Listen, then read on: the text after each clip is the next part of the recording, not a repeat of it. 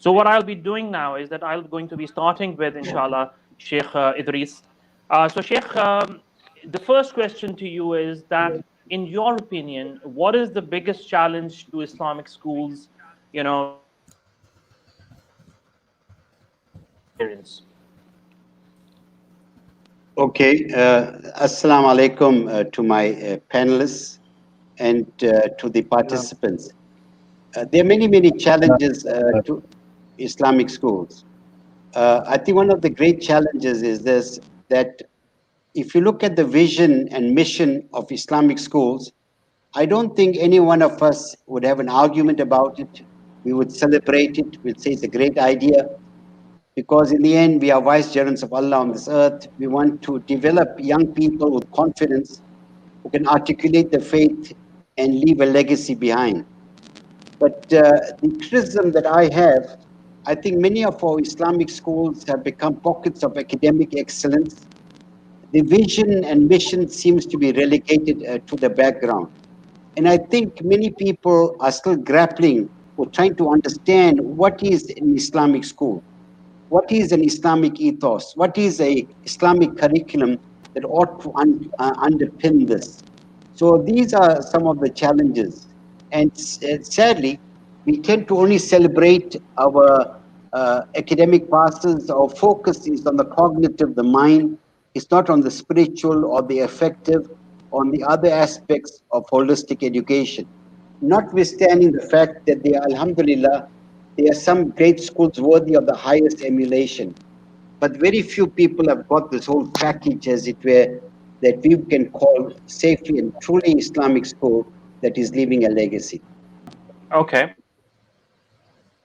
Now, Sheikh Salar, your view of how you, in your experience, yani, the Islamic school ethos have changed over time, how it has come about? Assalamu alaikum wa rahmatullahi wa barakatuh. So, alhamdulillah, Sheikh Idris has mentioned, the challenge with overall where the schools are heading, and I think there are different Islamic schools. That's one thing we need to put in perspective. And he mentioned there are some that need to be emulated, and there isn't a standardization for Islamic schools. Anybody can pop up an Islamic school and they can do whatever they want. Really, from any government regulations are not really the Islamic regulations. They're gonna regulate your attendance and your curriculum that you're offering, that it's sort of in line a bit with what the ministry wants you to do. But how you run it as an Islamic school is really up to each school, and there'll be different challenges by different Islamic schools. I think I can just speak from my experience here in Canada that we've come a long way. There were a lot of perceptions or wrong perceptions of Islamic schools as a place for where you lost your child, you need to rehabilitate your child is in trouble, go and take them to Islamic school. Maybe he might get better, right?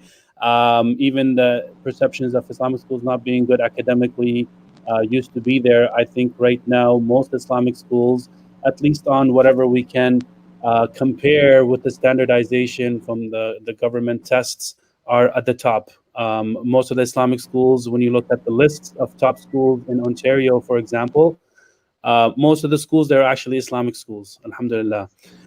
So the academic part is the easier, I believe, part. The challenge with the academic part is just retaining teachers. Again, speaking from my end, the salary being quite, still less than what they would earn in a public school, not having funding from the government makes challenges for the schools to be able to pay the same amount or closer to public school. So retention of teachers is a problem. When it comes to ethos, we need to work more collectively as Islamic schools to bring more Islam into the schools. Alhamdulillah, we're very fortunate here at ISNA High School in particular because our school is in the masjid. So being in the masjid is a huge privilege for us because the students get to pray the salawat with the community.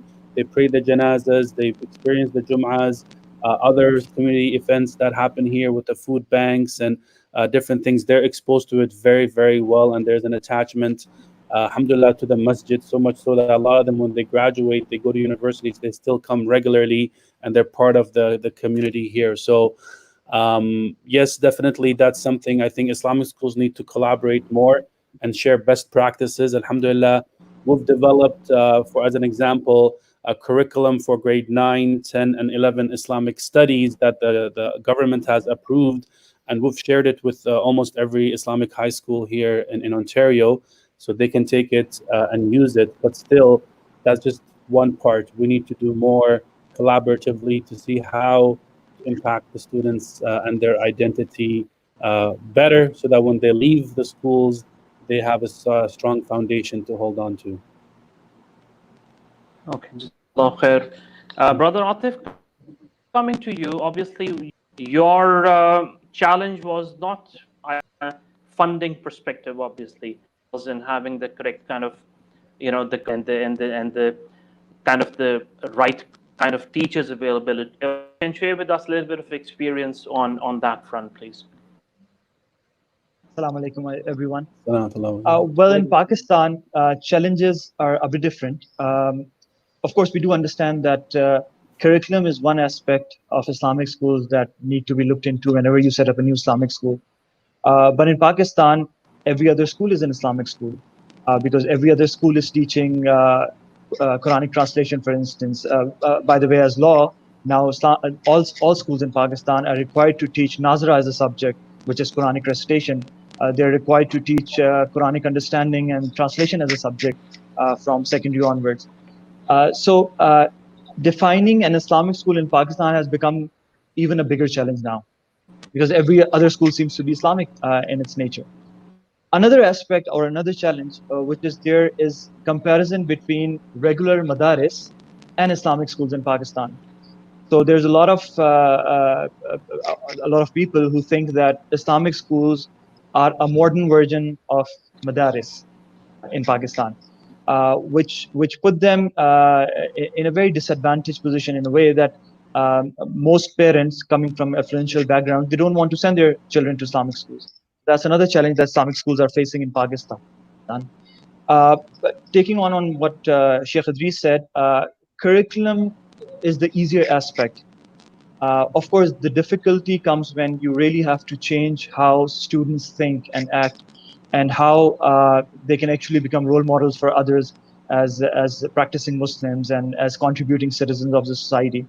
So I think this in itself has become a big challenge for Pakistan, and a lot of schools are opening new windows of Islamic schools, just like banks are opening windows of Islamic banking. So this has become a big business in Pakistan now. But we're very fortunate that, alhamdulillah, we have some very good Islamic schools working in Pakistan since past 25, 30 years now. And they've really set standards, very high standards, for other Islamic schools to follow, the new ones that are coming up. And Brother Fahad, reflection started something like 12 years back? 16 years to be exact. 16 years, mashallah.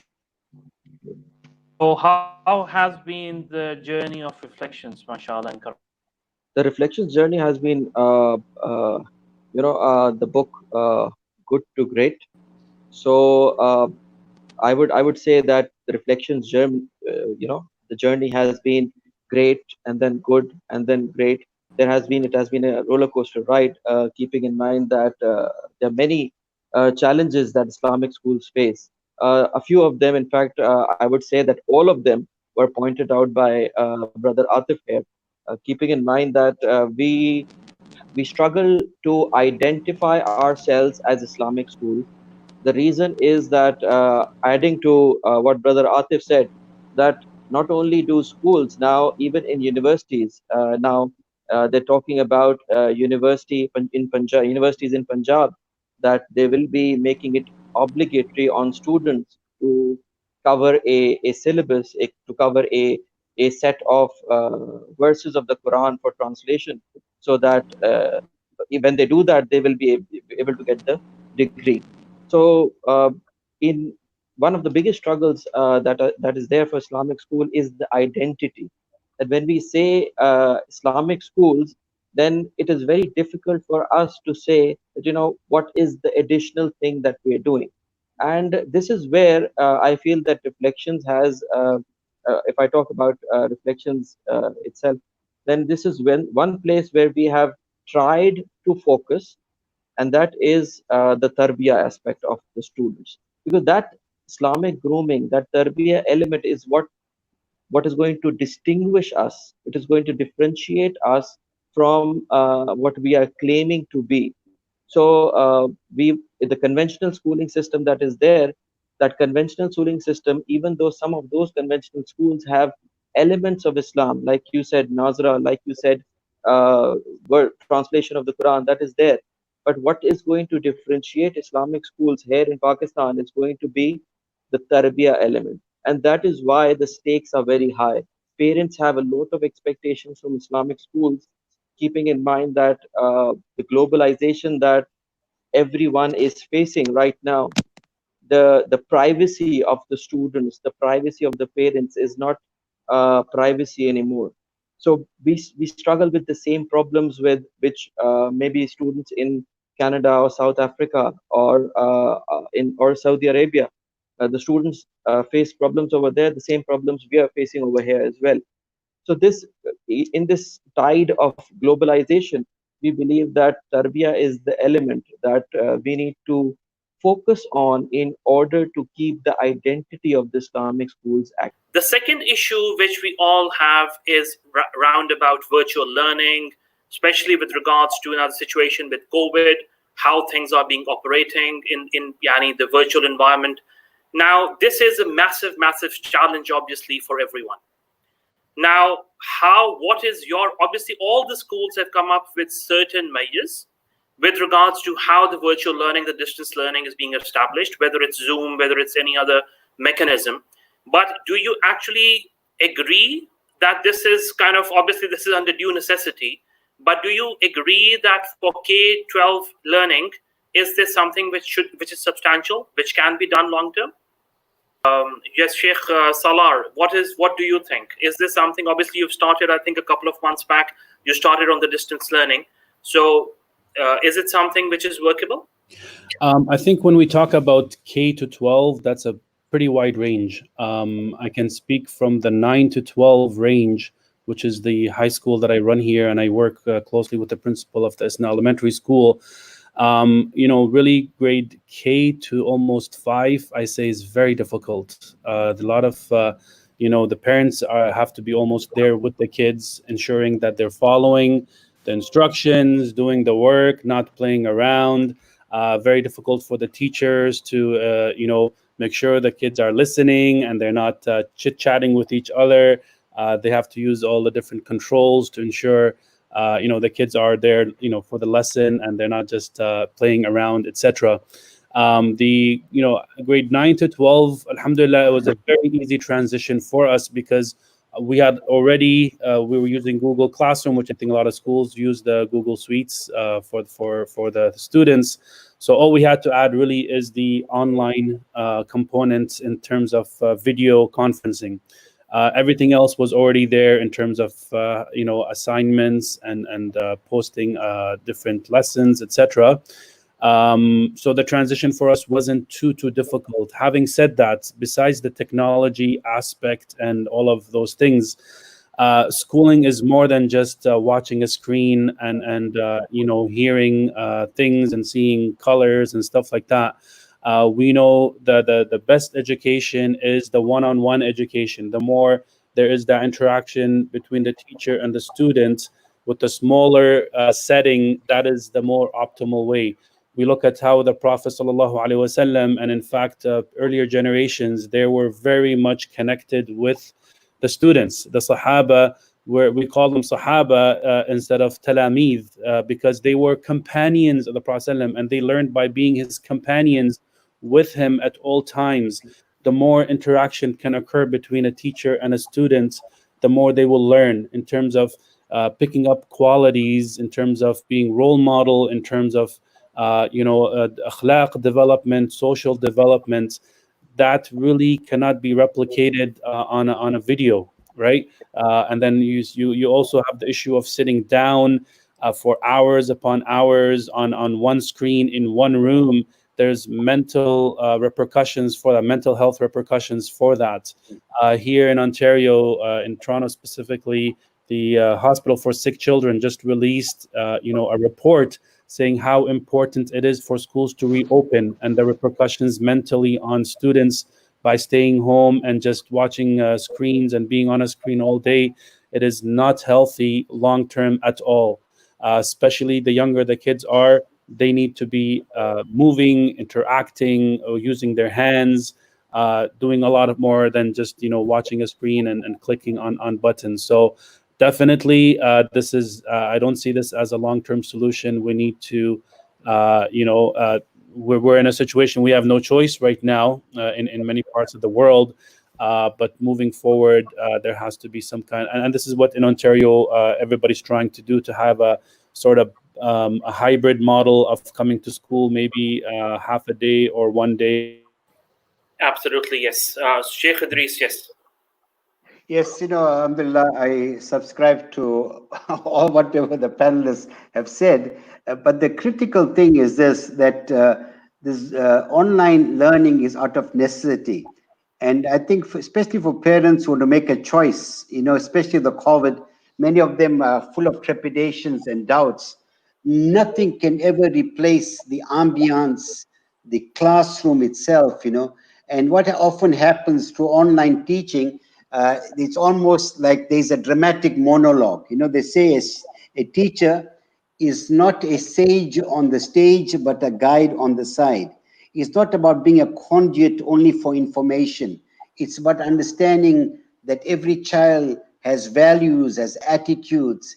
It's a place in which they are able to speak what's in their heart and everything else.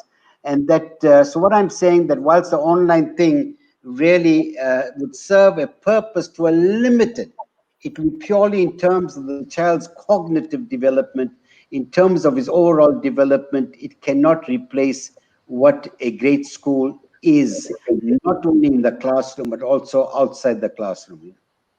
No doubt, absolutely correct. So Brother Atif, now also I think you also started, your school started online learning, I think 3 weeks or a month back. What has been the reception and uptake with the students and the parents?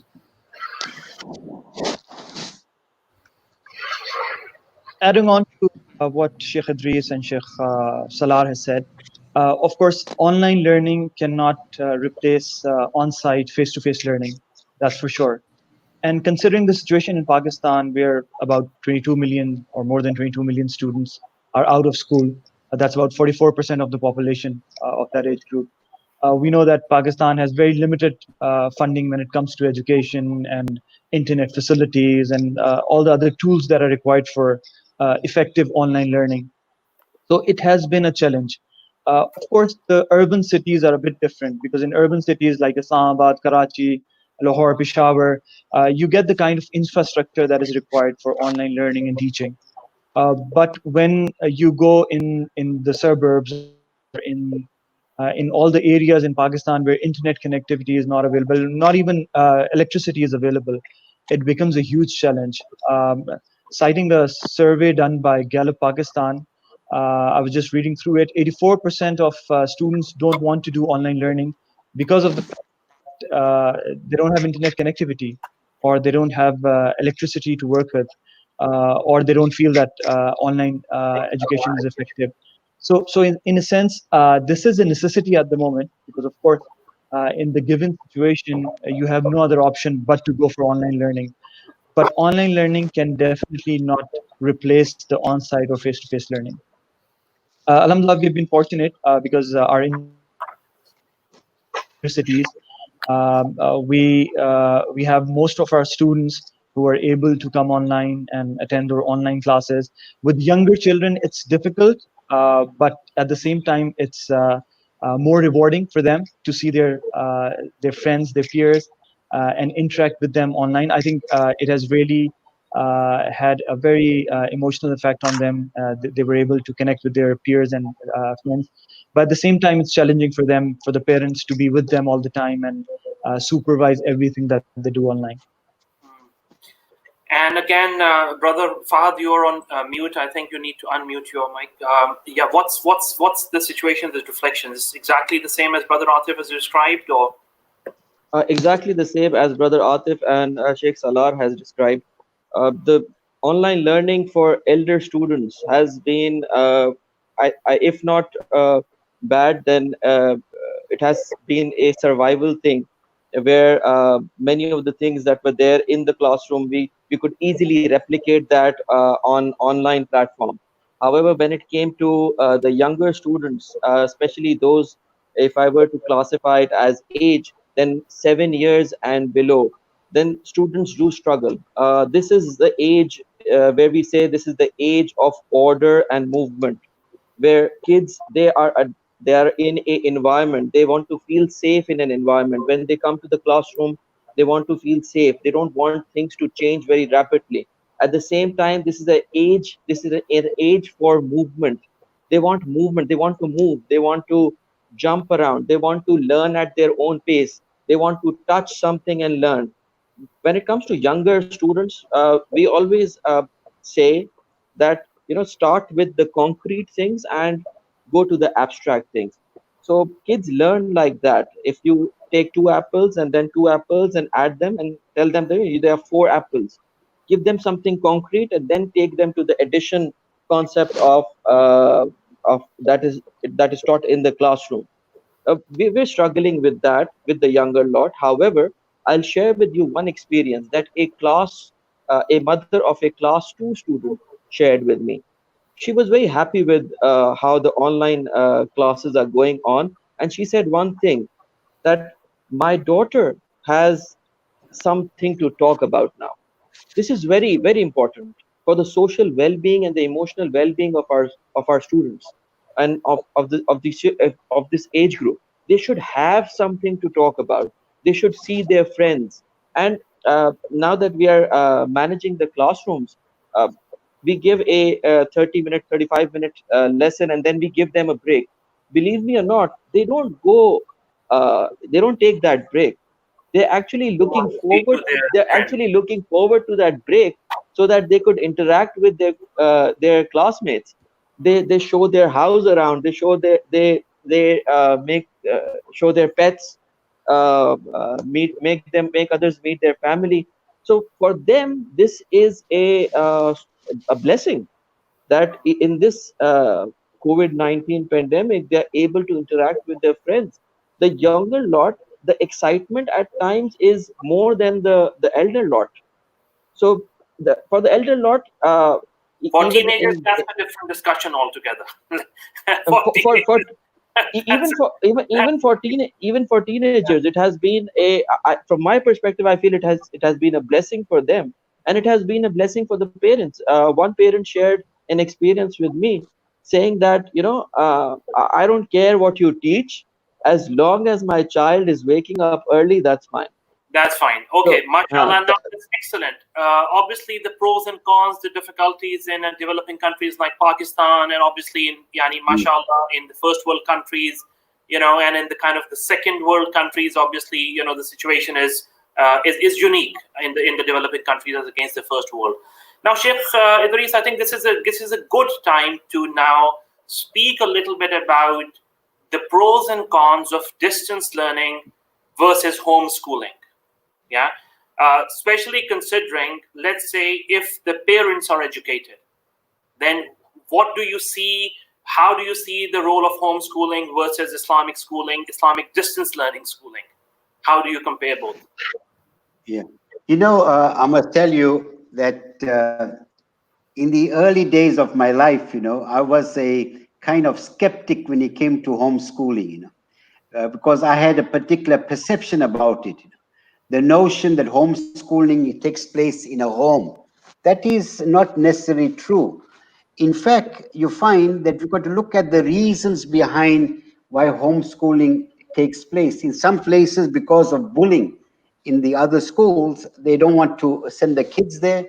It's because of the values that are antithetical to the school. And parents feel we need to interact with like-minded people to develop a holistic child. It's an opportunity. The benefits are many. In fact, I remember speaking to someone. I said to him, my criticism against homeschooling is the fact that, you know, we are stunting the socializing skills of a child, not allowing me to interact with lots more people. He said to me, Idris, is precisely the reason why I don't send my kid to those schools. I do not want my child to be socialized into the negative behavior. So what happens here is an opportunity for the parents to teach the kids consciously and with intentionality.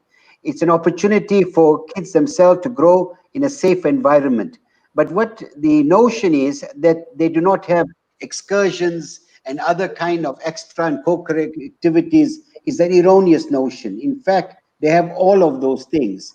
So I'm a person that I would recommend homeschooling if it's properly done. It's an opportunity of bonding, of encouragement. It's about engagement, where you're able, you know, you're not or relegating your own responsibility in terms of parenting the child. And if you compare that to a distance learning kind of thing, I would prefer, my preference is whilst it is there. In fact, you know, when you spoke initially about the Islamic schools, right? Dr. Abdullah Saheen, you know, did a wonderful study which I want to share. And this is something we need to understand. It is not enough to, as it were, share information with children. That information must lead to transformation. And in fact, he found 4 kind of products from the madaris and from the Islamic schools. He said there was a child that was foreclosed. Whilst he had a love for the deen, he did not have an intellectual understanding of the deen. The second person was diffuse. He neither had a love for the deen, neither an intellectual understanding. And the third person had an intellectual understanding of the deen and no passion for the deen. And the fourth one had both. So I think it's an opportunity for us to relook at the way we are teaching. And what is important for parents to be vigilant and say, listen, let us engage our kids in conversation. What did you learn today? What is it that made you happy today? So given the choice, if homeschooling cannot take place, then of course do the distant Islamic learning. That's something that we need to do. And it's also very, very important for us to make that investigation. In the end, we want young boys and girls that are confident, who are articulate, who eternalize the deen, who inshallah are people that leave a legacy. Okay, mashallah. Now, Sheikh Salar, now coming to you as the headmaster of a pretty large school. Now, you know, I'll give you my own story. So, for example, I, mashallah, have 5 kids, all school-going kids. You look pretty young for having 5 kids, mashallah. Alhamdulillah. Now, Sheikh, the thing is, no, I'll pour my heart out for you now. You give me a solution. And this is not me alone. This is coming from, obviously, all the parents. As the headmaster, mashallah, 3 headmasters and the mashallah, the inspirational consultant here. Mm-hmm. Now, the question is, for me, for example, now most probably the schools are not going to open in part of the world I am in September. That's not going to take place, most probably. Mm-hmm. Now, I wouldn't want to be paying that kind of fee for distance learning education if the schools, again, you know, ask for that type of funding. But we do understand that the schools and the teachers and the infrastructure and everything needs to be paid for. So, what is how schools are thinking? What is their thinking pattern right now? Obviously, these are very real and practical questions and problems we have right now. Mm-hmm. What is the solution? Well, I know this is a good question, and this is a big challenge for everyone. This is a challenge for parents, a challenge for schools. There's a lot of uncertainty in what will happen moving forward. How long will this uncertainty last? As you mentioned, the schools, even if we run online, our expenses are not going to be that much less, right? Maybe less expenses with cleaning, but the building is there. Maybe less bills to pay, but the major expense is the staffing. and the staffing, you cannot now say, oh, you're teaching online, I'm going to cut your salary to 70%. I wouldn't do that to my teachers. They're professionals. They're there. They're ready to teach. They're teaching, whether it's online or at school. So it becomes a difficult situation for the school to try now to like, how much can a discount can we give parents? Maybe whatever savings we may get from no cleaning or less, there might be some savings by going online, but it's really not too much. You want to maybe pass some of that to the parents, but it's going to come out to maybe like again, each school is different. I'm not speaking on behalf of any other school. I'm just talking about our situation here in Canada in particular. And there will be some similarities, but you can give a parents maybe 10-15% discount. Is how much will that help them?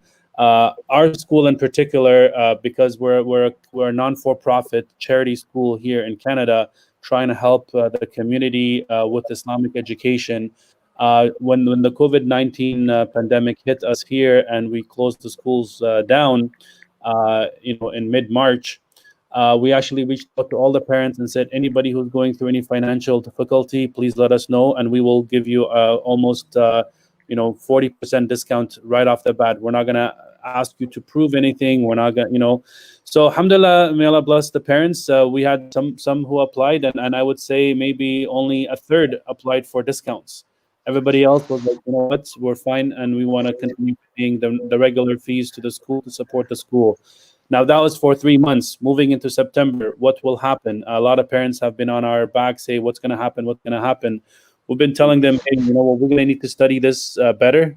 Give us the month of July to look over better the plans. We will give you plan A, plan B, plan C maybe, and we will try to give you an idea of what will be the fees for each one. But it's very, very difficult, especially on schools who may not have money saved for a snowy or a stormy day.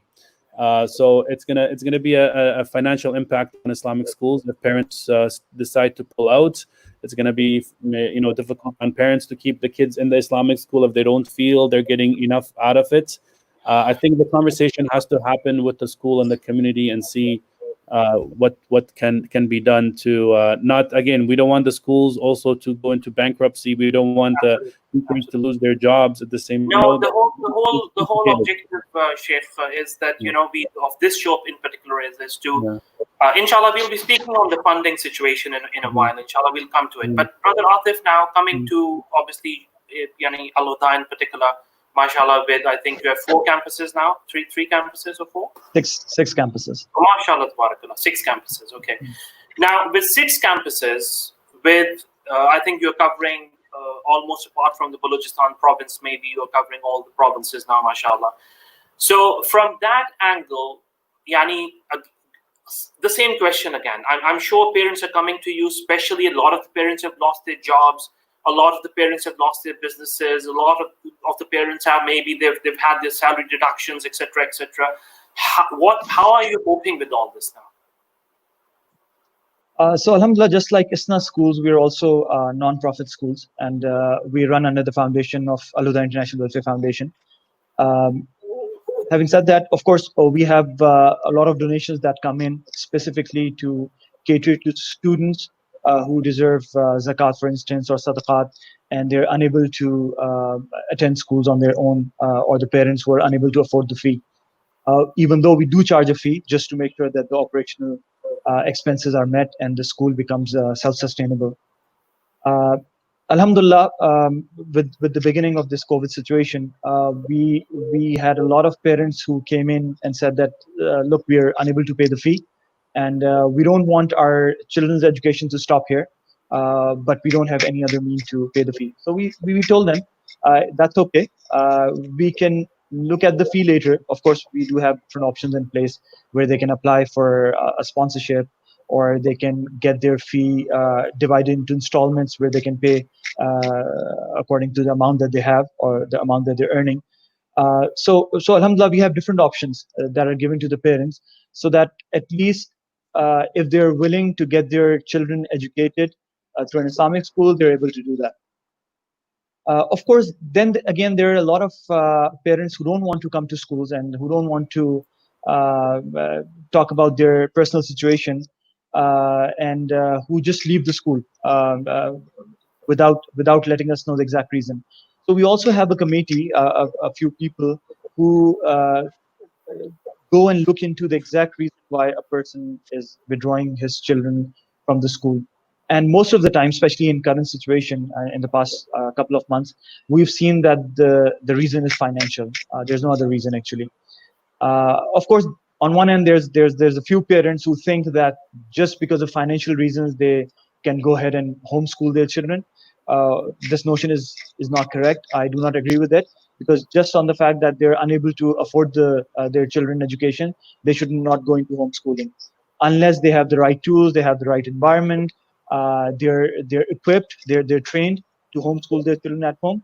Otherwise, it becomes a disaster. And this is what we have seen in a lot of homes that is happening. Children are all over the place. Parents don't know what to do with them. They're wasting their time. And I think this is a big loss to the ummah as well, because then we have a group of children who are not educated, who don't have the right norms, who don't have the right morals, and they're not contributing to the society either. So keeping the situation in mind, we have tried to keep it very flexible. There's a lot of schools in Pakistan who stopped the online learning process just because the parents were unable to pay the school fee. But in our case, alhamdulillah, we were able to do it as we could. Uh, Online education is for everyone, whether they pay the fee or they are unable to pay the fee. As long as they're AIS students, other than international school students, they have access to the online portal, they have access to the live classes. And on top of that, I think we just felt that we had a bigger responsibility. So what we did was we took a lot of our moral education classes online.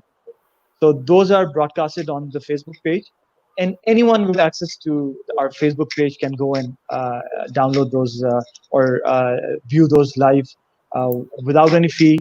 They don't have to do anything else. So alhamdulillah, a lot of students who are not even part of our school are learning from those moral education classes and Quran online teaching classes. And I think this is something that we need to give back to the society in these trying times. Yeah, it's obviously a long subject, and I'm sure Sheikh Idris has a lot to say about this. But before I come to you, Sheikh Idris, brother Fahad, just a quick response from your side on the same topic.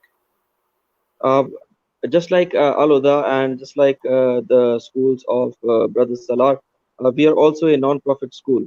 So keeping in mind that all the people sitting here, three of us, are from non-profit side of schools, we believe that if you were to look at the situation of Pakistan and especially look at the situation of where I am in Karachi, uh, just to give you a brief that we were mandated by the government to give a 20% discount to all the parents. So this 20% discount was a COVID relief that was to be given to all the parents. Alhamdulillah, Reflections gave that discount to the parents even before this was mandated upon us. However, this is not going to, we believe that this is not going to solve the problem. However, we are actually in, between the devil and the deep blue sea. So we are actually stuck in the middle. We have to, at the same time, run our system, pay the salaries. As Brother Salar said, we will not be able to save that much on operations. What will we be able to save, especially those who are not on rented premises? If since we are not on rented premises, we will be able to survive this pandemic, inshallah. However, it's going to be a roller coaster ride, keeping in mind that many of the parents, as you said, are looking into the fact that what if we were to withdraw our kids and homeschool them? I agree with Brother Atif. This is not the solution that they have. Homeschooling is a completely different dynamic. It is not schooling at home. Homeschooling is actually not schooling at home. It is actually a completely different dynamic of how you're supposed to present the information, how the child learns, um, how education should come from within him instead of being put in front of him. So that is a very different model. So if parents are looking into the fact that they're going to homeschool just because they cannot pay financially, that is not going to work, especially for those parents who are, both of the parents are working. They're struggling to give a 1.5 hour session, online session, with the younger lot. How are they going to homeschool the kids? Okay, now saying that again, Sheikh Idris. Now, I think this is an important concept. What brother obviously Fahad has mentioned.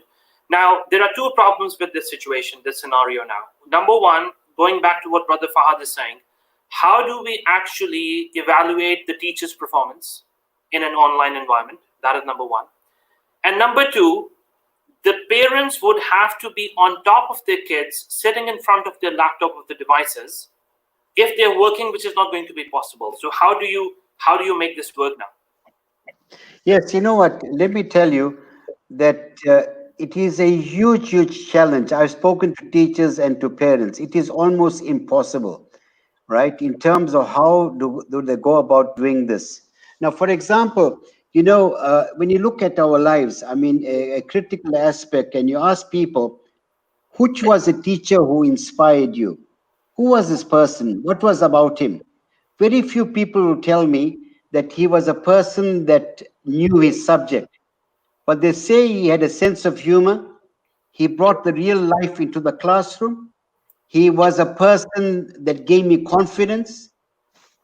He loved what we did, and so on and so forth. So it's very difficult to evaluate any teacher. What I found, basically, I went to a particular school. I went to the school and they're trying to do a hybrid model.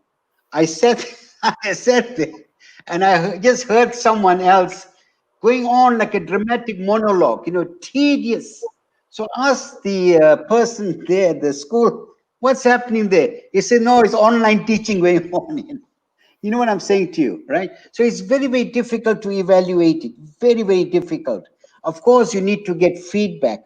Feedback from the learners. You need to get feedback from parents because they are observing that my child is showing a particular interest in a particular subject. Why? Because perhaps that teacher has a much more varied methodology, it's a much more stimulating, it's much more experiential. It's a very difficult challenge. So what I'm hoping, my earnest prayer and hope is this, that inshallah I pray, the quicker, inshallah, through Allah's mercy, we're able to come back to, in inverted commas, what is normal, and that we make sure the institutions we have become dynamic institutions, it would be great. Now, what is also happening in terms of the challenges people are speaking about, you know, teachers themselves are people with flesh, bones, they have a life to lead. The challenge is, how do you cater for them? How do you cater also for the parent who has 3 children? Does it mean that he needs to have 3 laptops and so on and so forth, right? So these are several challenges, and I always believe as Muslims, we are creative, we are solution driven. And now to end this point off very quickly, you know, when people ask me this question, which is the most important attribute a teacher should have? I say a teacher who is not creative is not a teacher. If you say I'm a teacher, that means you are saying you are creative. In fact, make dua. I intend writing a book. It's called Nabi Sallallahu Alaihi Wasallam, the Prophet of Creativity. And because to show his beautiful examples, but sadly, the online thing does not lend itself to dynamism, right? It requires really creativity on the part of true educators who are able to be animated to do as much as possible to sustain the interests of children. No doubt, absolutely correct. And now, Sheikh Salar, now this is the problem, this is a real problem for the teachers now. How do they, obviously I'm not an educator from that perspective, I'm a father, but what is your challenge now with the teachers, with their work-life balance, especially when they are doing this distance learning from school? You might have to unmute your mic, inshallah. Okay. So yeah, that's another good question. And to be honest, the feedback we've gotten from our teachers is that they are more busy and it's much more difficult to be teaching online than they were when they were teaching in person. You as a teacher, you're walking from class to class, you're interacting, there's a lot more that you're doing with the students than just sitting on a screen and explaining a lesson. Even after you're done explaining and leaving it open for questions, students don't ask questions, saying, okay, guys, I'm here. Let me know if you need anything. It's a difficult task for teachers to be, again, sitting down, not moving, not being mobile, not interacting with co-workers, with other brothers and sisters at the school, with parents, etc. That human interaction actually is good and important. Eating lunch during lunchtime, taking a break with fellow staff, discussing ideas, sharing, things in a better way. Yes, we have weekly meetings with the staff, but it's not the same. It's not the same as daily seeing somebody, saying salam, etc. So that social aspect also gone from the teachers. That being in front of the computer is also difficult on the teachers. This also kind of expectation on teachers that they should be responding to my emails and responding to my questions almost at any time. And some teachers, may Allah bless them, they do 24 hours. They're responding to teachers. We say, hey, look, from this time to this time is your personal time. There's no expectation on you to respond to students. But some of them, they're very passionate and they want to help the students at all times. And it's great with their passion, but long term, it's going to have effects on them. So again, this what's happening can be done for a few months. Long term, it's going to have a lot of effects on teachers. If I could just make this comment, right? Jazakumullah for that. I've spoken to teachers. Their lives have become so stressful, unbelievable. They got to perform. They have their own challenges at home. The COVID also has the challenges on them and the family. And it's become so difficult. You know what? Really, one of the big challenges for any person, a teacher is a teacher. This whole thing about online thing has made teachers into lecturers. And that is a fundamental difference, Absolutely. And I think a lot of the comments which we are getting from our audiences are along the same lines. How do you actually develop? Now, Brother Atif, now with this reduced kind of contact hours in the class workload for online learning, obviously we are discussing that the impact which is going to be happening on the teachers. Now, it's not only that. Now, how do you collaborate with the parents on top of it? Yani, what is your collaboration method with the parents, especially now, mashallah, with your 6 schools which you are running?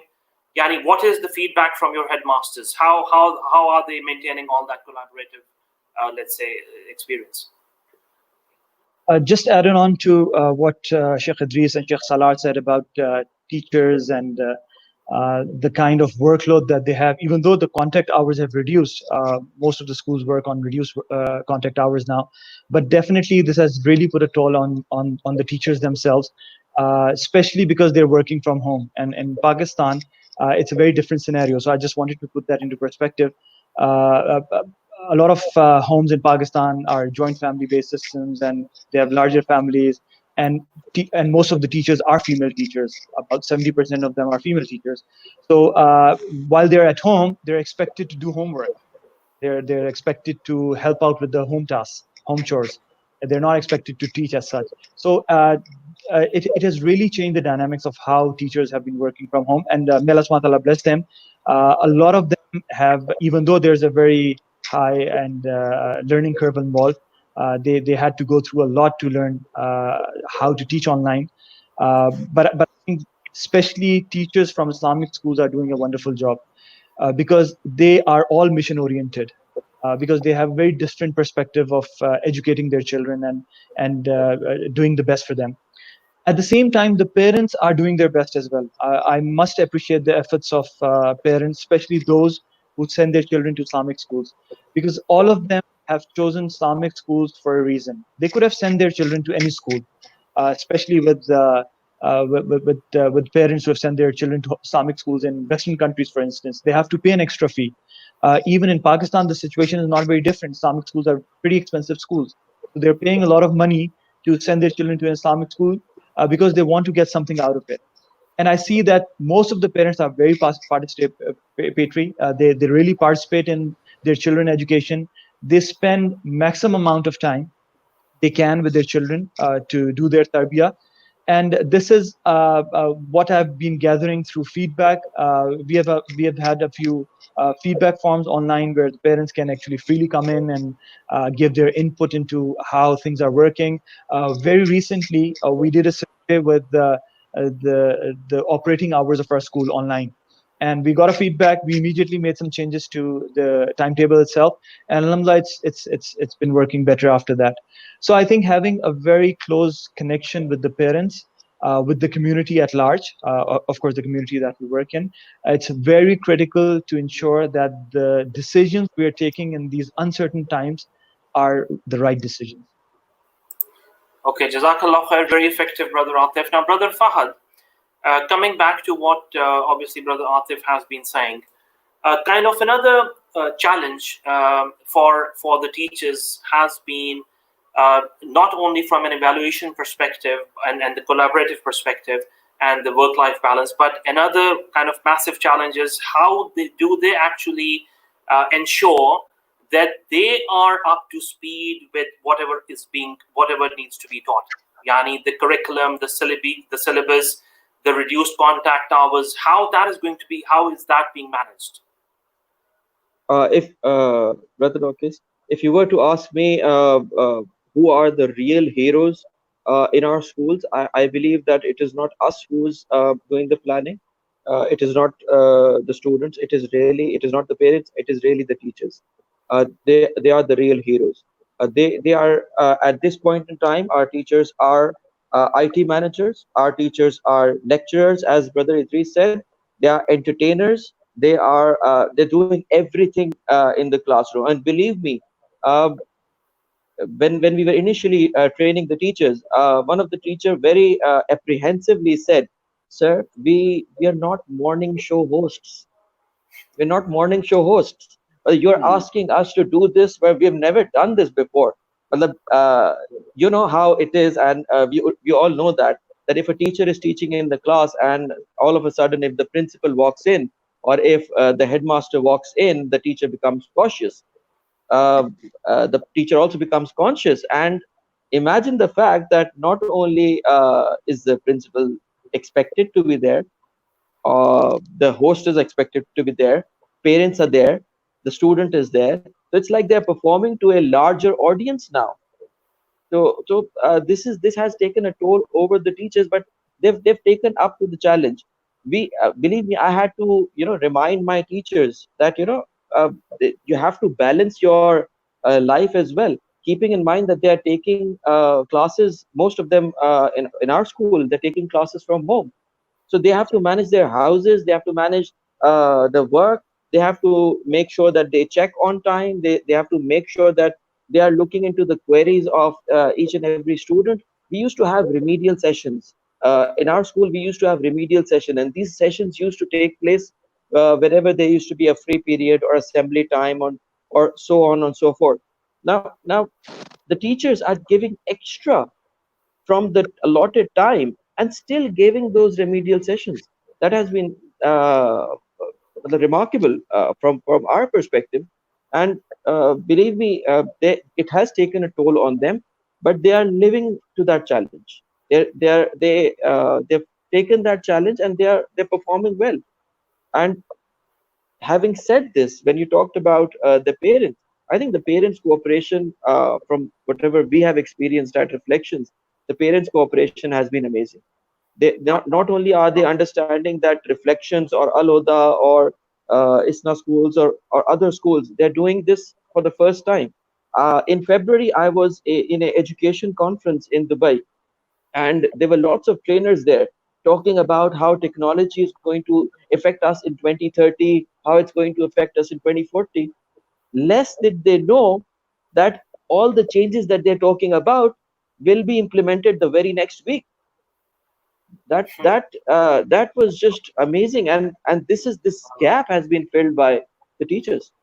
Alhamdulillah.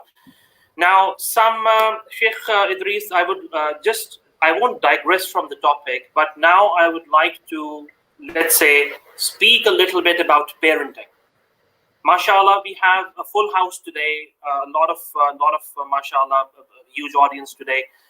Now, most of them, I'm sure, are going to be parents who are worried about their kids, who are worried about what's going to be happening long term, etc. Now, what is your advice to the parents who are still not able to give time to their children?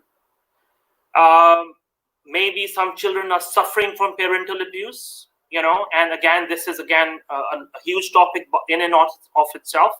But what is your advice to those parents now? You see, the critical thing is this. One of the things that I often mention, that we are living at a time where the father does the providing, the mother the deciding, and the children the overriding. And the important aspect is this.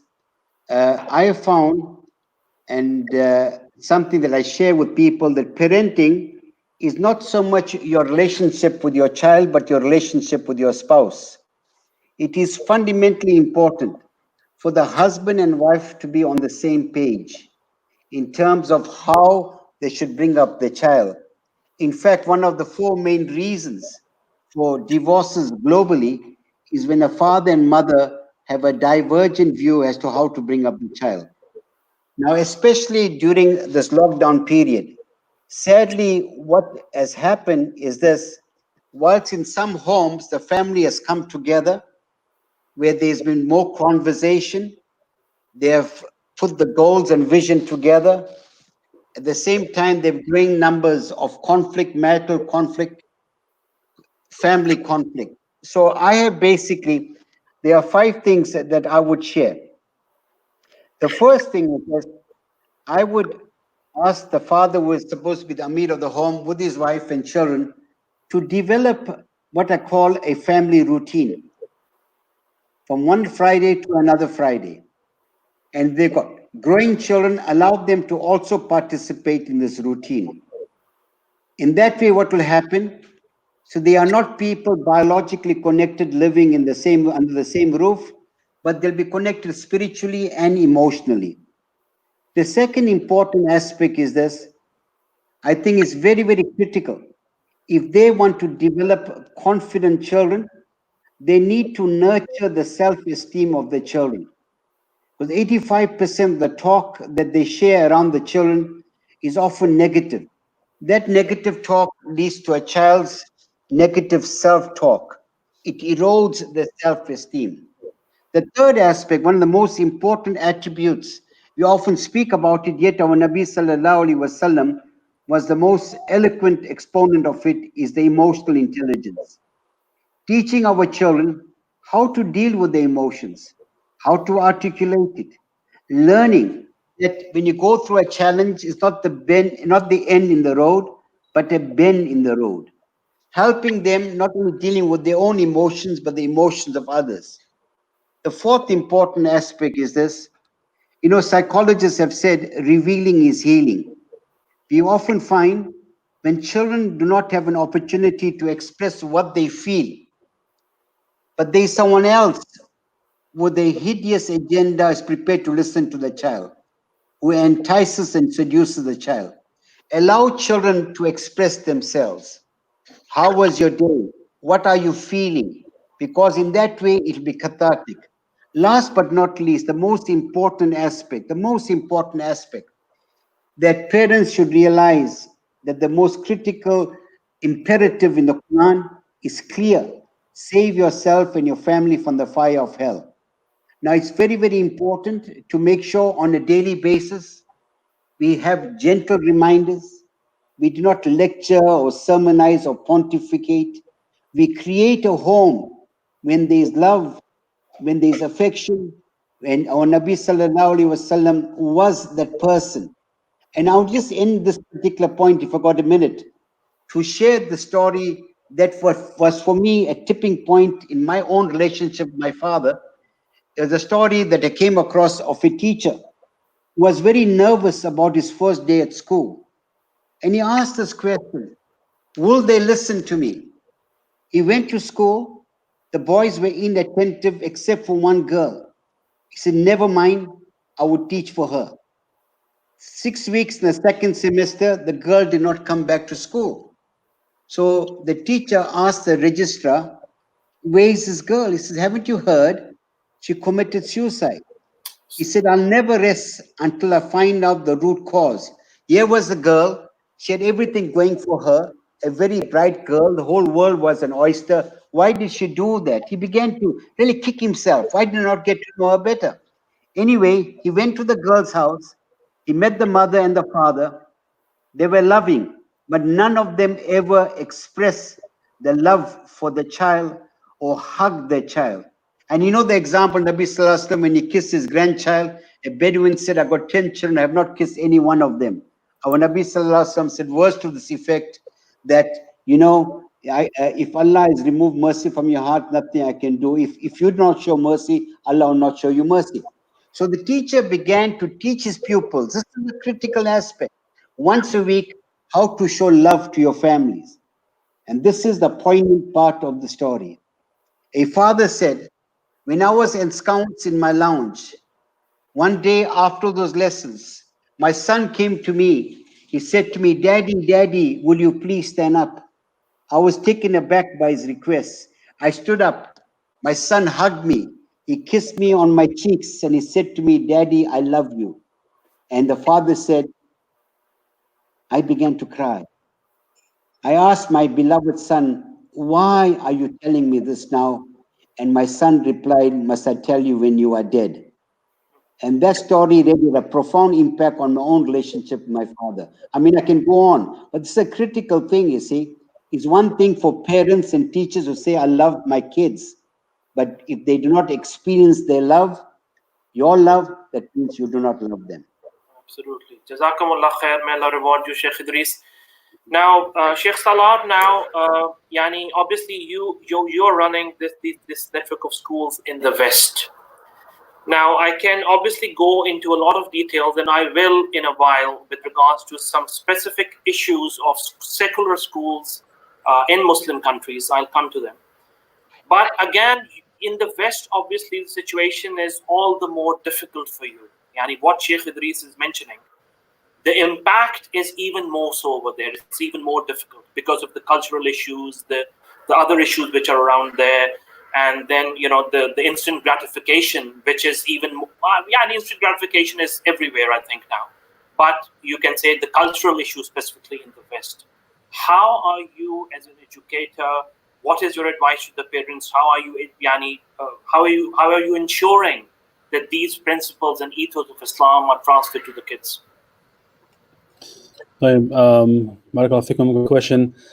First, before I answer that, I just want to commend Brother Fahad for great comments about teachers being the heroes. And, it's beautiful speaking to other educators here, because sometimes you feel your challenges are unique to you, but you see other people around the world and they're very similar, a lot of similarities. We are really a village, a global village, and a lot of similarities, subhanAllah. So definitely the teachers are the heroes, unsung heroes of the day, with having to go online just like that. May Allah bless Sheikh Idris with details of the advice for the parents.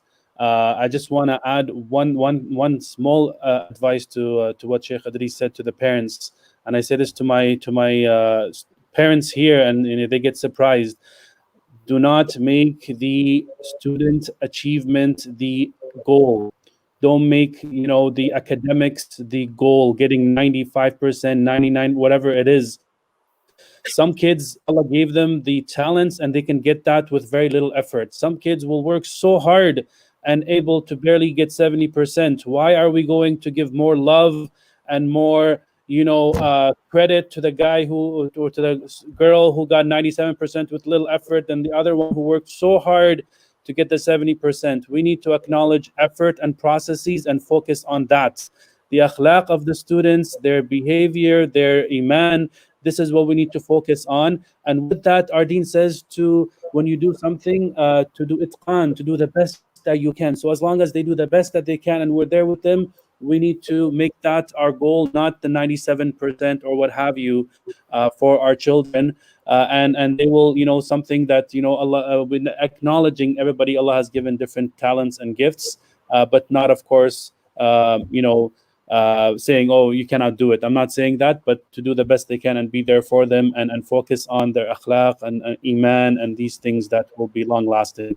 As for the challenges here in the West, they are truly a lot of challenges here, because everything around them pushes them to a different way of life. Everything around them says, something else, in the sense of living your life, YOLO, you only live once, be happy, chill, do whatever you want to do.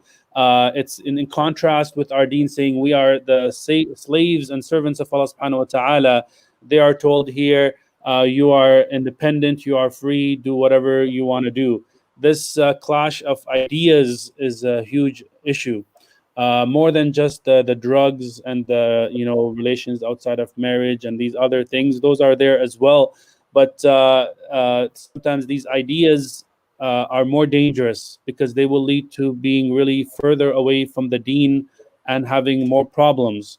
For us as Islamic schools, having these discussions regularly, having ways to answer questions of the students. Alhamdulillah, something we've developed is an anonymous online question and answer form for students, where they can ask us any questions, anything at all.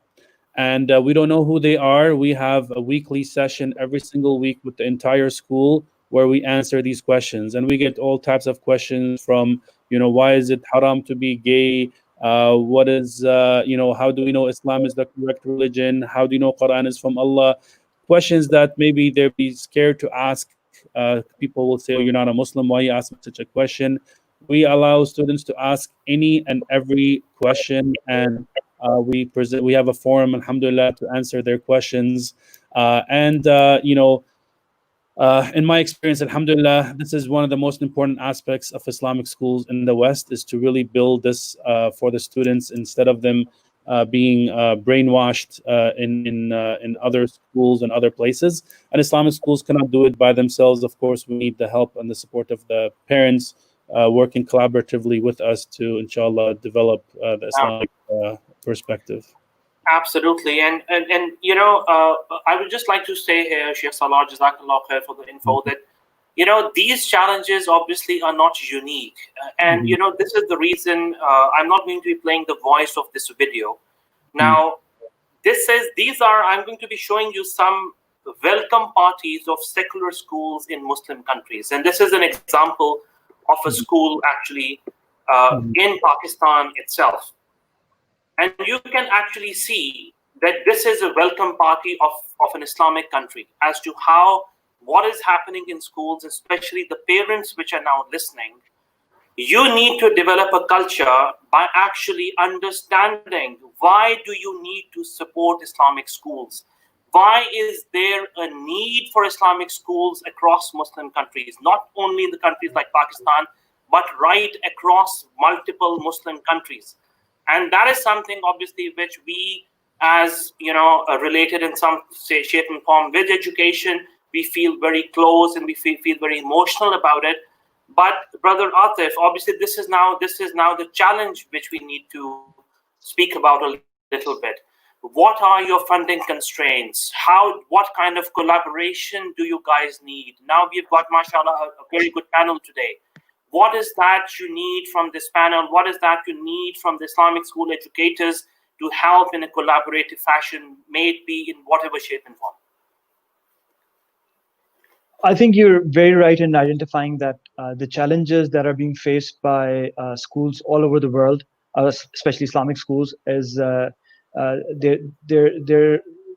very similar to an extent that working out of an Islamic country, you see a lot of schools that are having parties like these that you've just shown. There's a lot of fitna going on within the school itself. But interestingly, a lot of parents are really concerned now. What I've seen in the past few years, many parents that I've spoken to, they might not be very Islamic in their... Yeah, go on, Brother Atif, sorry. Yes, they might not be very Islamic in their outcome, and they might not be very practicing, but they're very concerned about their children. They're very concerned about the future generation. And I think a lot of people now think that somehow the education system has to change. And they see a light in Islamic schools. They see a light in how things have been moving, how Islamic schools have been preparing their children, not only in the regular academics that they have to do, but of course on top of that, the moral upbringing and personality development that they're bringing to their lives. So keeping that in mind, I think that puts a lot of responsibility on all the Islamic schools to work together. I'm not saying that they have to come together and work on a standardized curriculum, for instance, because every school has their own vision and mission. Every school wants to work on their own thing, which is okay, because I think the society needs that. But at the same time, the schools at least need to come together, especially Islamic schools. They need to come together and at least work on standardization of, let's say, the financial procedures, or maybe the administrative procedures, or at least training and development of teachers, because that is a big thing, and that's I think that is where most of the Islamic schools are lacking. We need to train and develop human workforce in order to run these schools on a mission-oriented basis. So I think what we need to do is bring all the schools together and at least work on a forum, on a platform where we can share best practices, where we can at least let the others know what we have been working on and how best it works. And especially this will be good for other new Islamic schools to come in, because if you see, there's a lot of convention schools that are coming in. They've been trained by Cambridge, they're being trained by Oxford, they're being trained by all other institutions on how to serve a good school. But when it comes to an Islamic school, there's no standardization. There's no organization as such that can let me know that, okay, you want to open up a new school, this is how you need to do it. These are the kind of things that you need to look into. So I think a joint forum where we can share best practices is essentially required. Okay, and I think maybe Sheikh Idris can comment on that, because I think they have made an effort in South Africa to have an umbrella of Islamic schools. I think Sheikh will come to that. But before I come to that, Brother Fahad, now, mashallah, you know, I'm just trying to play a video of some of the sessions which you guys do for your school in Karachi, in Reflections, where one of the scholars, where you're actually a relief worker, he's written a book and you're educating your children, your students, to actually learn from the experience of this relief worker. So I just wanted the parents to see the comparison of what happens in a secular school, and then the parents complain that my kids are not praying, they are not being obedient, they are not observing even the fast and all the rest which goes on, and what type of education the Islamic schools actually present. So again, I go back to the same thing. I commend, first of all, the Islamic schools, the effort they are making. May Allah, inshallah, reward all the educationists within the Islamic schools, the headmasters and the people. And also, guys, the parents, especially the audience which is listening. My serious suggestion and advice to all of you is that most of these Islamic schools actually are non-for-profit. Don't think that quality education can be provided cheap. Still, we see that the Islamic schools have the lowest base of fees actually which is being taken from the parents as compared to the secular schools, where we are willing to pay thousands of riyals a year to secular schools, but we are not helping our Islamic schools even provide the basic necessities for the children, like, for example, a gymnasium, swimming pools, you know, the very basics of the extracurricular activities. It is so unfortunate. So again, Brother Fahad, coming to you now, how would you mention these challenges, Yani, the collaborative challenges which are there? What is that you would need from your perspective in Reflection? Because mashallah, you're just running one branch, but you would have your own unique challenges as well. Yes, definitely. We have our own challenges, and what you've shown is the polarity that we see in the society today. At one end, we're trying to make ends meet, and we're facing challenges as well. At the same time, the other side is the things that Shaitan is making things tempting for our students as well.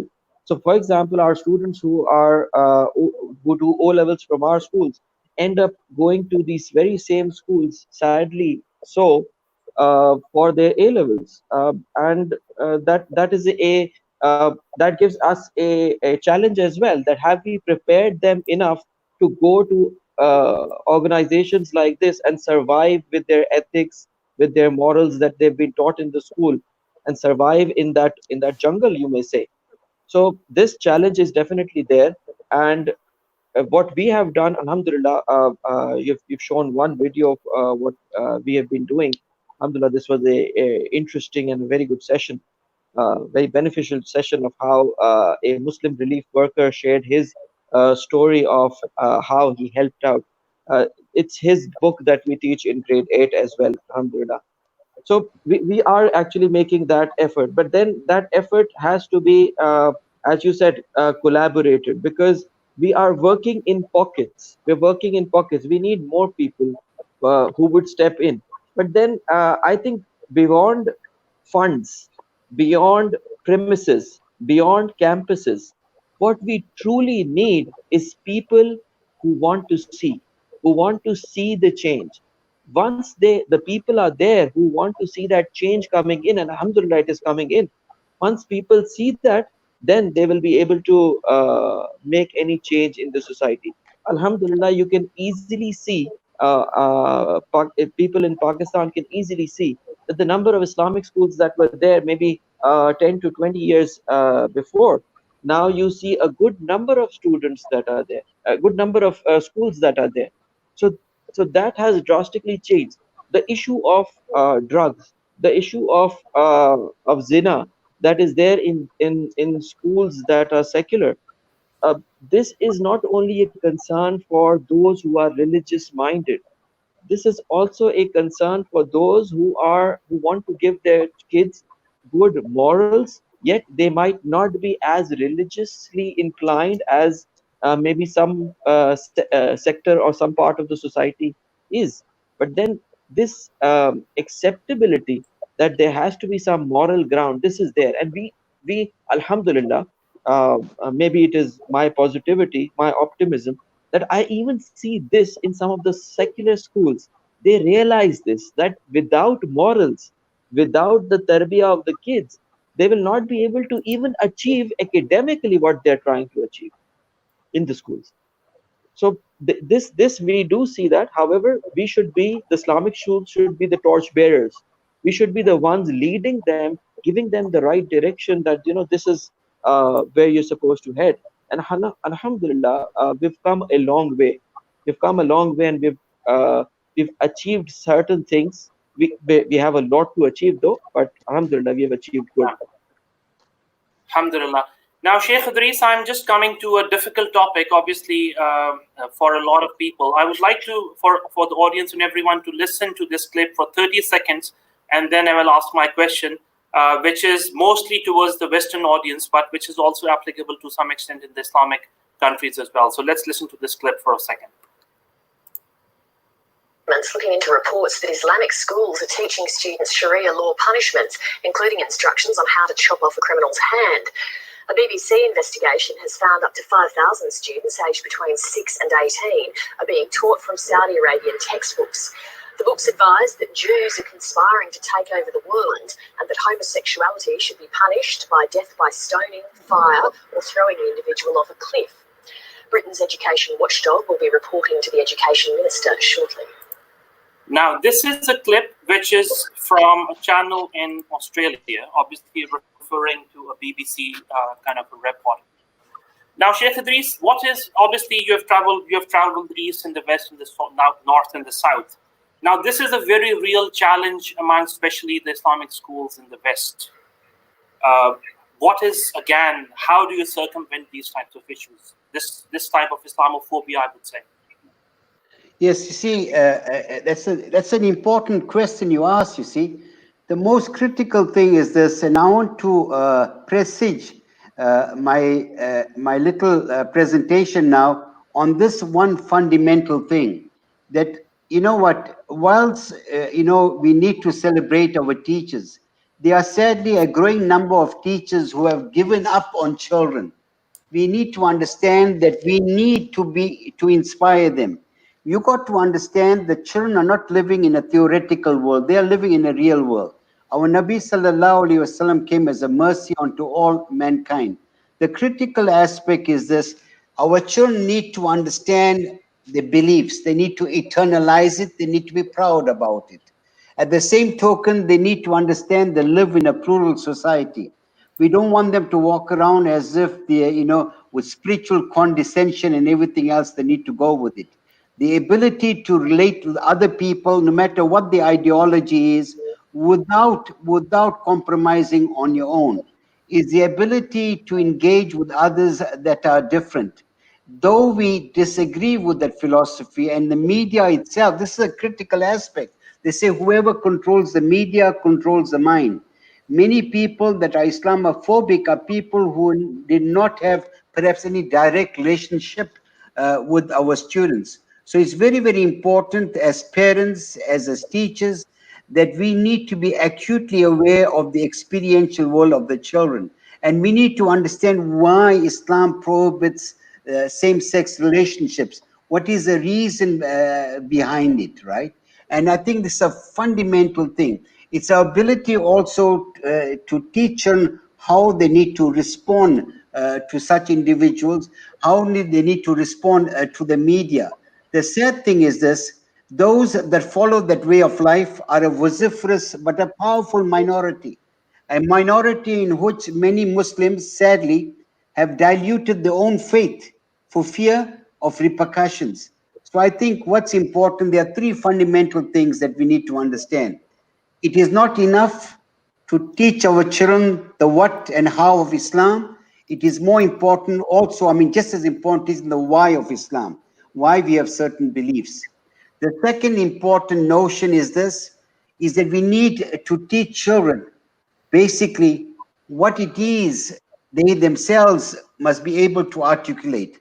Put them in scenarios in schools where there are debates.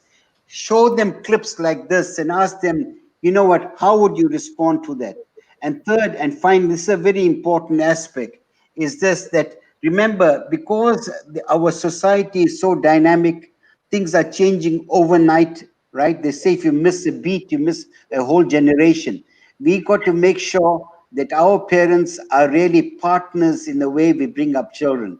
We cannot leave them out of the picture. Many parents mean well, but they sadly do not know how to develop the right kind of attitudes and these values, Jazakumullah khair, absolutely. And again, Brother Salar, we don't have much time now, inshallah. Obviously, we can go on and on for the session. It's such an interesting and, mashallah, fruitful conversation. The audience, mashallah, is sticking, mashallah. It's 1.5 hours and everyone seems to be still there. So, again, for you, Brother Salar, this is a massive challenge. In obviously in a country like Canada, I was trying to get hold of some brothers from UK and from the US as well, maybe some other time. But this is a real challenge. What is your, from your platform, what is that, how are you dealing with such challenges? Again, there's a different set of challenges, in Pakistan. We have done some sessions on atheism and the effects of atheism on the education sector in Pakistan. But again, from your perspective, how you are dealing with such issues? So first, the students ourselves, the students and the families here, we try to proactively discuss these issues. We cannot run away from these issues being here. So the issues that Islamophobes bring up is the issues we try to address. We're not going to hide anymore.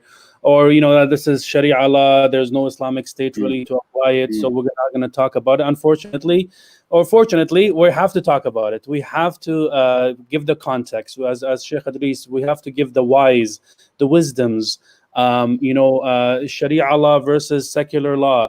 Which one is better? What way is it better? Is the human beings better to make laws or the creator of the human beings? What are the deficiencies in human beings to create law versus the perfection of the creator of the universe to make the laws for us, to guide us? We discuss these things and try to make it firm within the students. so that they understand the context, they understand these things. And from time to time, we unfortunately have had a few years ago an incident where our soccer team was playing in a tournament against public schools, and although it was a senior boys soccer tournament, one of the schools had two female students, and our students felt very uncomfortable. They told the referee, "Hey, how come girls are playing on the team? This is a senior soccer team." The referee himself was confused. He's like, "Yeah, I don't know why they have girls on the team. This is the only team from all the teams that joined the tournament that had girls in there." And he said, "Yeah, they're doing something illegal against the rules. This is the referee who told us this." Then the referee told the other coach, "Hey, this school doesn't feel comfortable with you guys having two girls on the team. They cannot go and get the ball from her. They're leaving her without being covered. So please remove the girls, or they're going to forfeit." It was as simple as that. SubhanAllah, the media came, they made it a huge issue of a school coming in and trying to change the values of society, and not giving up equal opportunity for girls. It was a huge mess. And SubhanAllah, other schools, even who were there, they did not know about this rule. It was a rule that basically, if a school doesn't have a girls team, they can allow a girl or two who are good enough to join the team. And it was something that we had to get legal help to ensure we don't back away from our position, at the same time know what best to say to deal with this in front of the media and the society. So yeah, we're on our challenges obviously are all the more. And again, shout out to the parents that guys living in Islamic countries, this is a blessing. Remember, this is a blessing. Do not shoot yourself in the foot and say that, why in the long run my children are the way they are. So let's take advantage of the blessing. So inshallah, I think we are out of time now. So how I'm going to wrap it up is a challenge for me and for everyone. So, okay, what I'll do is, I'll do the Islamic thing. What I'll do is, I will inshallah ask Sheikh Edris to sum it up for us, inshallah, with his words of wisdom. Especially, Sheikh mentioned, there's a particular query from someone in the audience. I won't mention whom, but there's a particular query. Especially in the developing countries, there is a challenge of funding for Islamic schools. So there's a lot of debate whether zakat is acceptable or not. Again, there's a difference of opinion.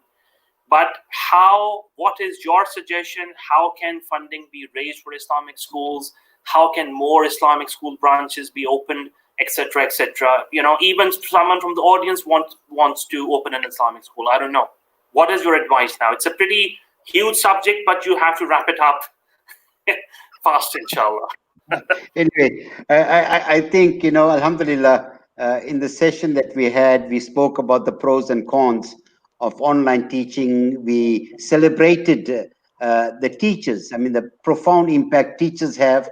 They are under stress, but really the kind of things that they are doing, their reward is only from Allah. Our Nabi sallallahu alayhi wasallam came as a teacher, because they say a teacher never knows where his influence stops. It can even affect the destiny of a child.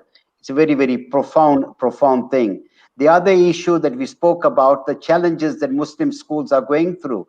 And there are a few that are pure pockets of excellence, but the truly great schools are those that are providing a holistic education.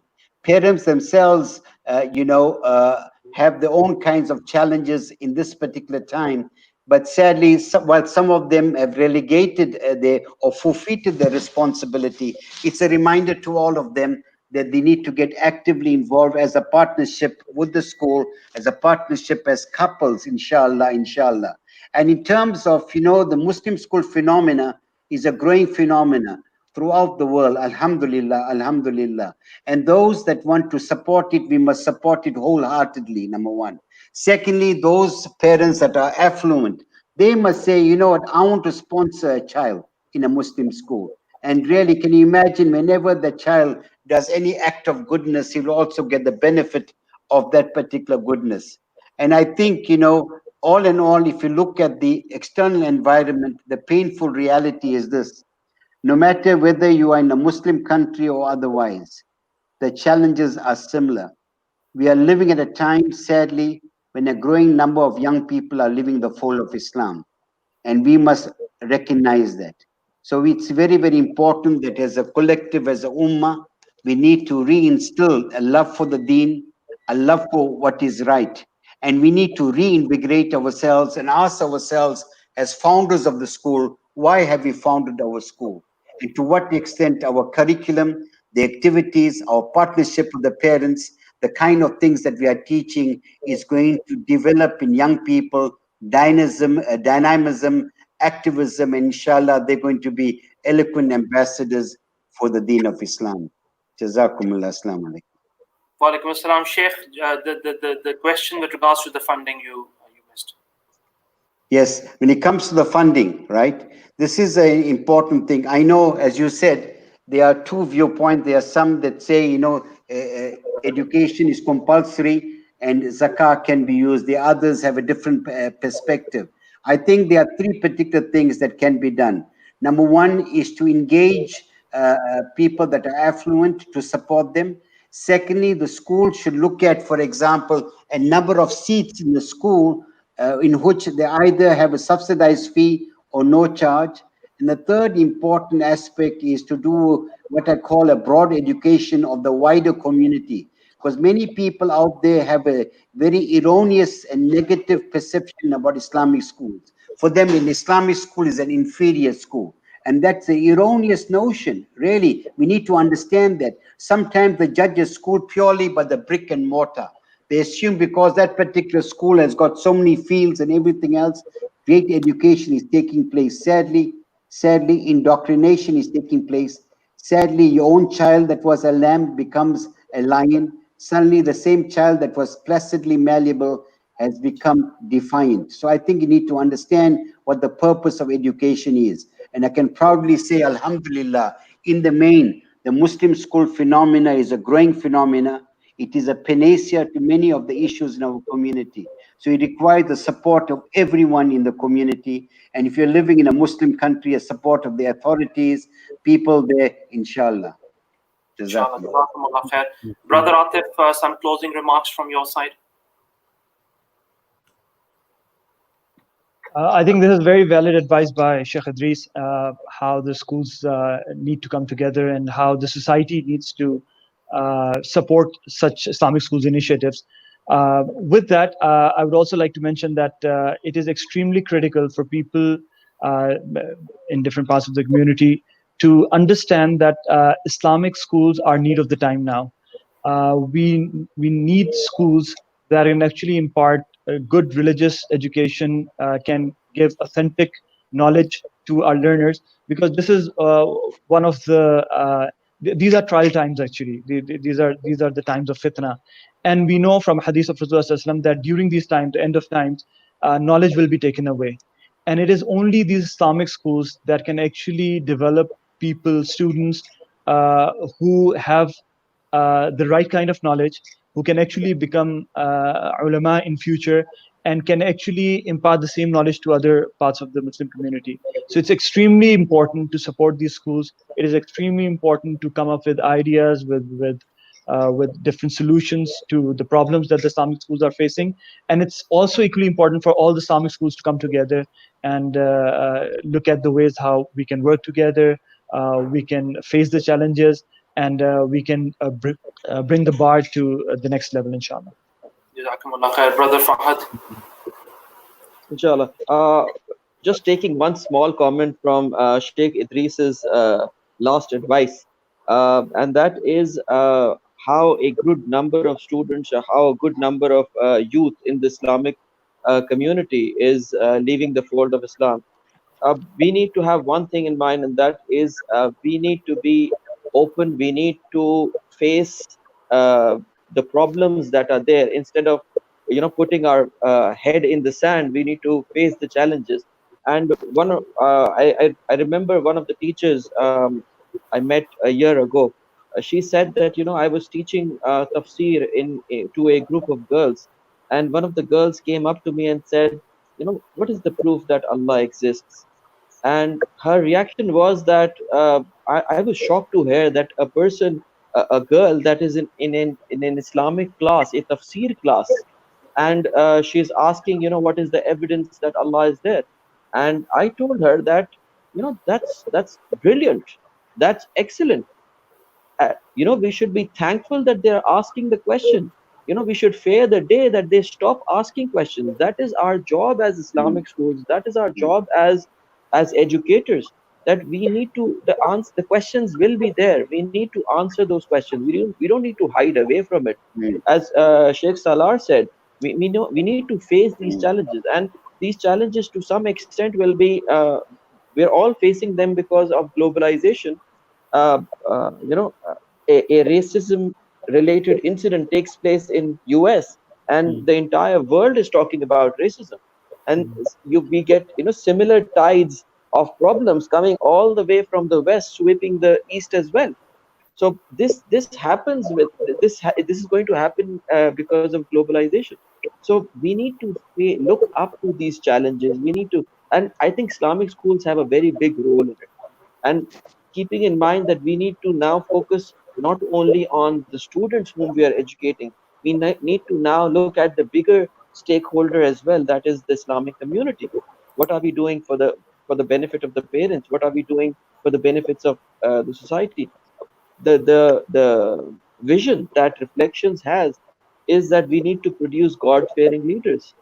These God-fearing leaders are going to be part of the society, and they are going to ultimately become the chain. This chain is going to go on. This change is going to keep moving, inshallah. Inshallah. Sheikh Salar, final summary from your side, inshallah. Jazakum khairan. First, I think I need the phone numbers for Brother Atif, Sheikh Idris, Sheikh Fahad, and all of these. We need to keep talking and sharing ideas and practices, inshallah. Just a final comment, and I have too many final comments, but the time is not there. But Surah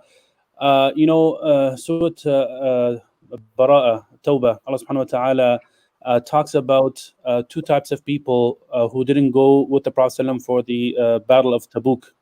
One type was the one who had the ability, they had no excuses, yet they didn't want to go because it was a difficult journey.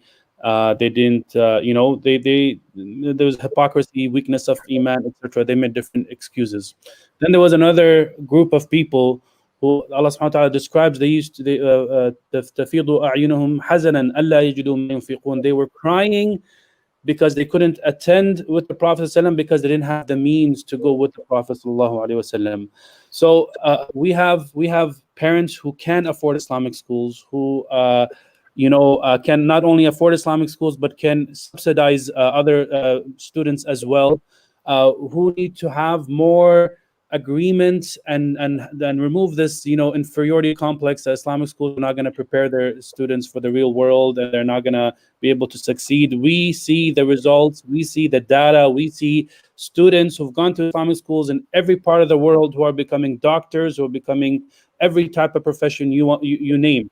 Their success in their deen will give them success in their dunya. When they have the strong iman, faith, they will work hard, they're steadfast, will actually give them success in their dunya. But there's no assurity that the success in their dunya will give them success in their deen. So those parents need to step up, bring their kids to Islamic schools and support Islamic schools. And then we need to have solution as a community for those who cannot afford it. And one just quick share here with everybody with regards to a solution that here in Canada, we actually sat as Islamic schools with one of the chairmen of the boards of the Jewish schools over here to learn best practices from them. And we can learn good practices from them as long as it doesn't have to do with values and beliefs, administrative things we can learn from them. And they have a great system where they have one central body where all the funds of the Jewish community goes there to support the students, regardless of which Jewish school they go to. So the Jewish schools have to kind of be a member of this body, and then they will be able to get funding for their families to ensure their goal and objective is that every Jewish kid should be able to be going to a Jewish school to preserve and maintain their identity. And we need to be even more at the front of that. This is just an idea of a model. We struggled here to do something like that, but maybe other places in the world can have this central body where they can collect all the funds from the community and then have a criteria to help fund any students, regardless of which Islamic school they want to go to, as long as that Islamic school has is a member and adheres to certain requirements to keep the membership.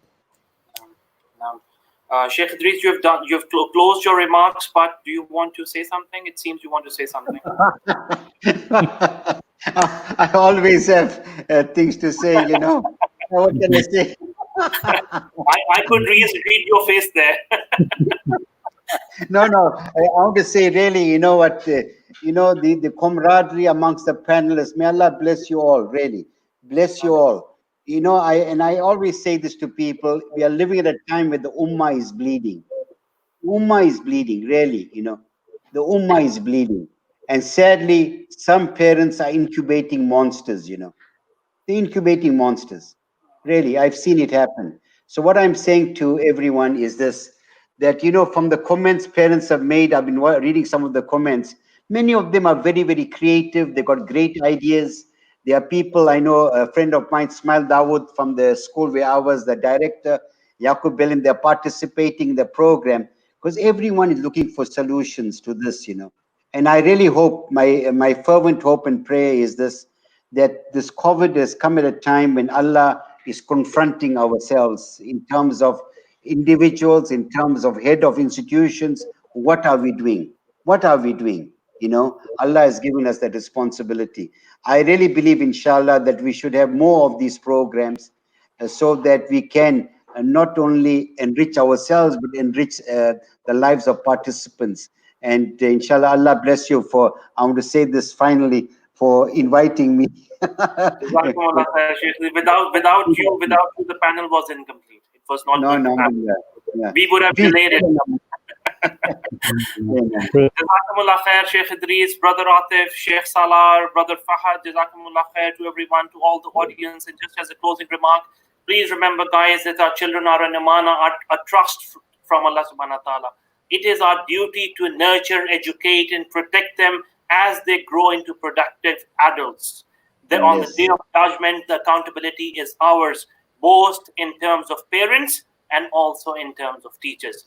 So Jazakumullah khair, keep us informed of your comments. Subhanakallahumma wa bihamdika, ashhadu an la ilaha illa anta, astaghfiruka wa atubu ilayk. Wassalamu alaikum wa rahmatullahi wa barakatuh. Assalamu alaikum wa rahmatullahi wa barakatuh.